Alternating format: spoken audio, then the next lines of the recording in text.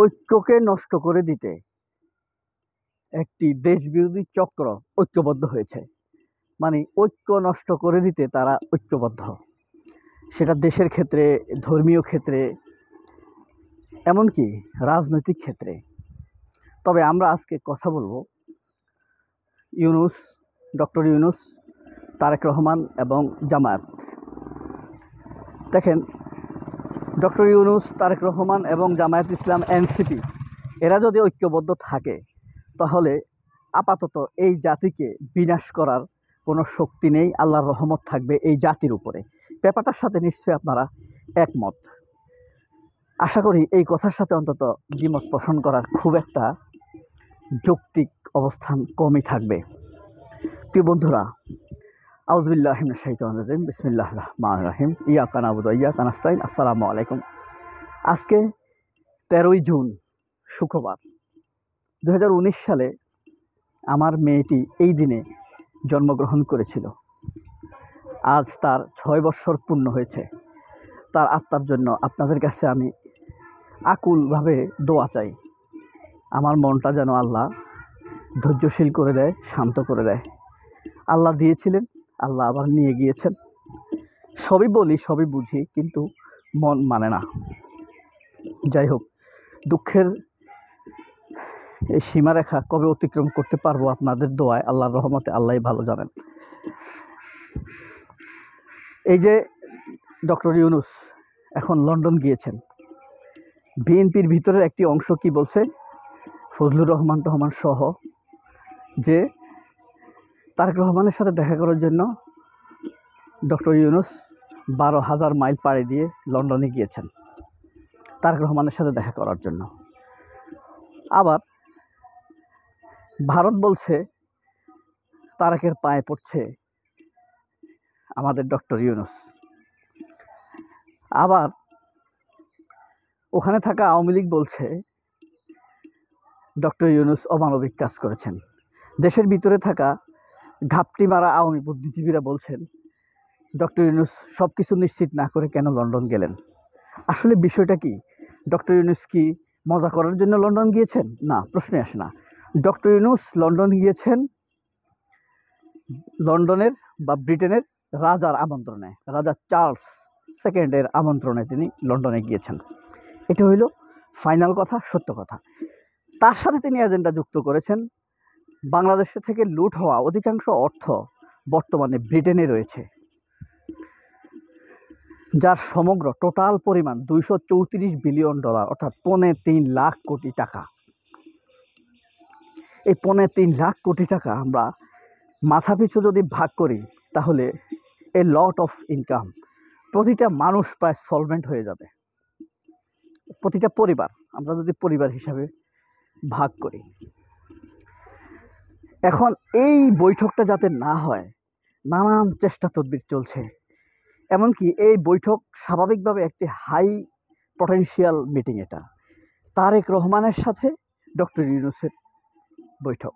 তারেক রহমানের নামে হাজার বিতর্ক থাকতে পারে, কিন্তু তার বিরুদ্ধে অভিযোগগুলো তো সত্য প্রমাণিত নয়। তার জনপ্রিয়তা আগের মতো নেই, কিন্তু এটি অস্বীকার করার সুযোগ নেই যে এই বৈঠকটি খুব হাই পটেনশিয়াল।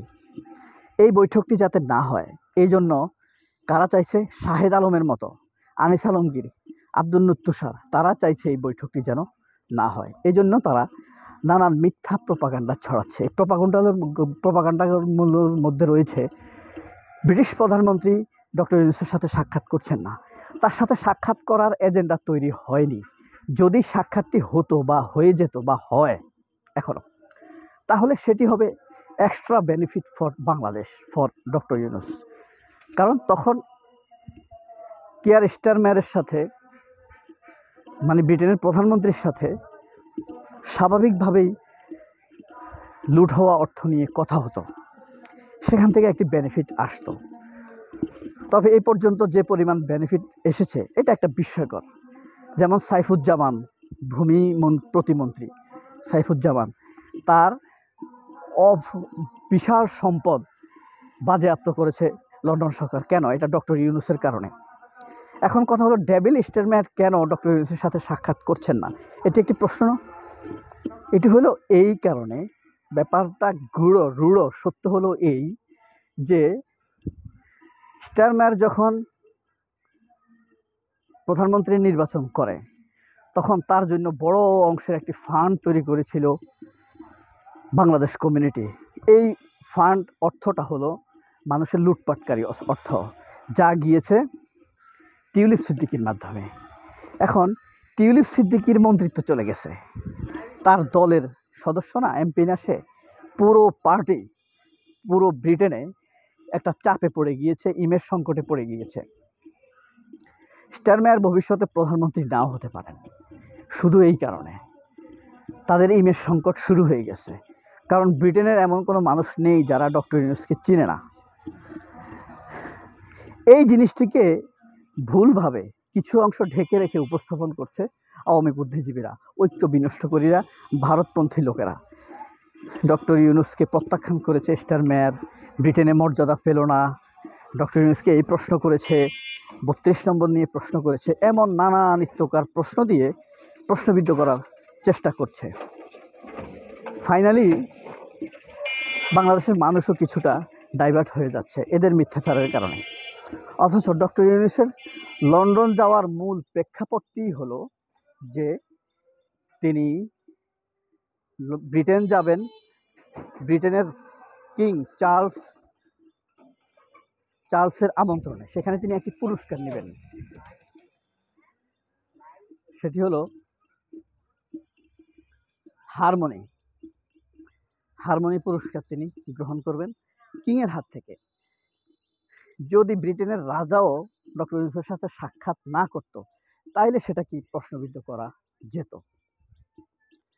এখন আরেকটি প্রশ্ন তুলছে ডক্টর ইউনূসের প্রেস সেক্রেটারি, অর্থাৎ প্রধান উপদেষ্টা প্রেস সেক্রেটারি শফিকুল আলমকে নিয়ে। শফিকুল আলম নাকি মিথ্যে বলেছে। আসলে শফিকুল আলমকে এই তথ্যটি দেওয়া হয়েছিল। ডক্টর ইউনূসের কি ভুল নেই? আছে, একটি ভুল আছে। ব্যাপার হলো ব্রিটেনের যেই রাষ্ট্রদূত, সে কিন্তু আওয়ামী লীগের নিয়োজিত রাষ্ট্রদূত, নিয়োগকৃত রাষ্ট্রদূত। সে এই ব্যাপারে সঠিক তথ্য শফিকুল আলমকে দেয়নি। সে বলেছে ব্রিটেনের প্রধানমন্ত্রী স্টারমার হয়তোবা ব্রিটেনে এই সময়ে থাকবেন না, কানাডাতে যেতে পারেন। এই কারণে তিনি দেখা করবেন না।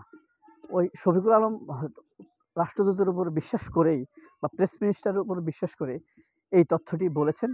এটিকে নিয়েই তারা পুঁজি করে ডক্টর ইউনূসের বিরুদ্ধে প্রচারণা চালাবার চেষ্টা করছে। এই হলো মূলত প্রোপাগান্ডা। এর সাথে যুক্ত হয়েছে মঞ্জুরুল আলম পান্না, খালেদ মহিউদ্দিন,